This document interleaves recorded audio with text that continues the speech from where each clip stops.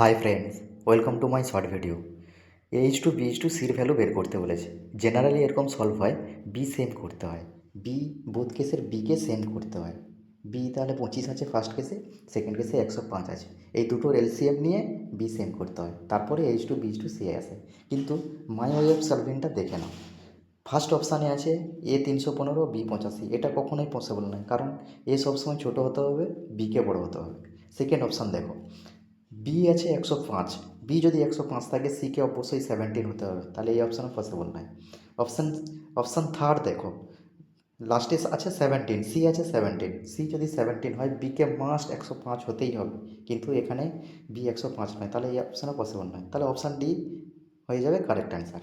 এটা একটা প্রসেস গেল। আরেকটা প্রসেস দেখো, বি আছে 25, তাহলে সব অপশানে বির ভ্যালু সবসময় 25-এর মাল্টিপল হতে হবে। এটাও 25-এর মাল্টিপল নয়, এটাও 25-এর মাল্টিপল নয়, এটাও নয়, কিন্তু এটা 25-এর মাল্টিপল, তাহলে অপশান ডি হবে correct answer. This is advance way of my teaching.